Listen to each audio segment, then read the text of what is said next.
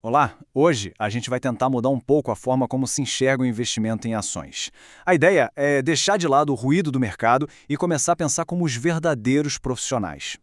E olha, essa frase aqui, ela é a chave de tudo, muda completamente o jogo. Porque, em vez de olhar para um código que sobe e desce na tela, a proposta é enxergar o que está por trás dele. Uma empresa de verdade, sabe? Com gente, com produtos, com lucros. Então, para a gente entender essa mentalidade, a gente precisa voltar para o básico. Afinal, o que é uma ação na prática? É exatamente isso. Uma ação não é um bilhete de loteria. É, na verdade, um título de propriedade.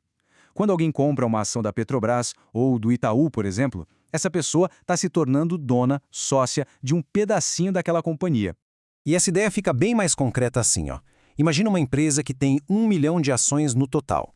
Se alguém vai lá e compra 1.000 dessas ações, essa pessoa se torna dona de 0,1% de todo o negócio. Dos prédios, das marcas, dos lucros futuros, de tudo. Certo? Se a gente é sócio, como é que a gente recebe a nossa parte? Como um dono de negócio ganha dinheiro, afinal? Bom, existem duas maneiras principais, e elas se aplicam direitinho aos acionistas. A primeira forma é quando o negócio inteiro se torna mais valioso. A segunda é quando a empresa decide pegar uma parte dos lucros que já ganhou e dividir diretamente com os donos. Vamos ver cada uma delas. A valorização, que o pessoal também chama de ganho de capital, é bem direta. Pensa assim, alguém compra uma participação num negócio por R$ 10. Com o tempo, a empresa cresce, inova, lucra mais, e o mercado começa a enxergar que ela vale mais. Aquela participação que antes valia 10, agora pode valer 20. Basicamente, é o mercado reconhecendo o sucesso da empresa. E aqui a gente tem a famosa renda passiva. Dá para pensar nisso como se fosse o salário do sócio. A empresa teve um ano bom, gerou lucro, aí a diretoria decide. Ok, pessoal, vamos distribuir uma parte disso para os nossos donos.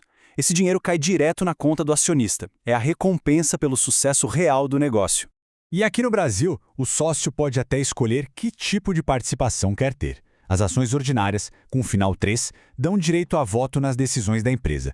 Já as preferenciais, com final 4, geralmente abrem mão desse direito a voto, mas, em troca, têm prioridade na hora de receber aqueles dividendos que a gente acabou de falar.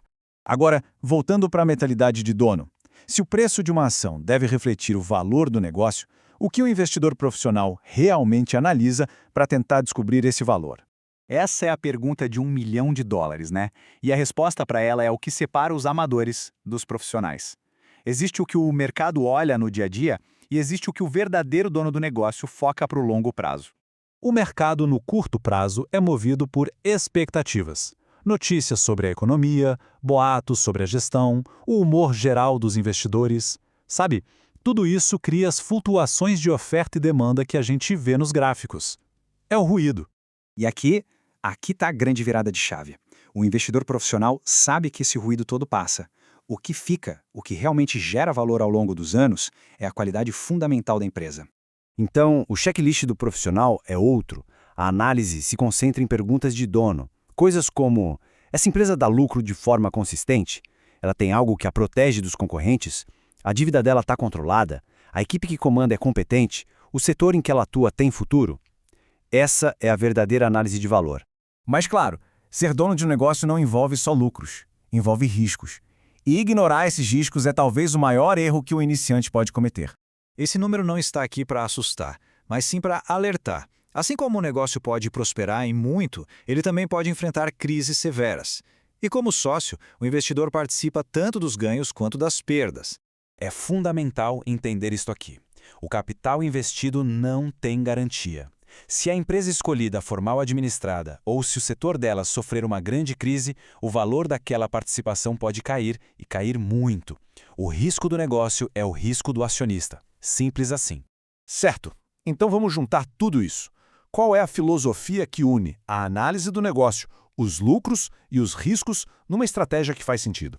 O objetivo final não é acertar a alta da semana. É se tornar parceiro de empresas excelentes e colher os frutos do crescimento delas ao longo de anos, talvez décadas. É construir riqueza de forma sólida e, com o tempo, gerar uma fonte de renda passiva com os dividendos. E isso nos leva ao ponto central sobre a mentalidade profissional. Não é um esquema para enriquecer rápido. É um processo que exige estudo para entender os negócios, disciplina para não se abalar com o pânico do mercado e paciência para deixar o tempo e os juros compostos fazerem seu trabalho.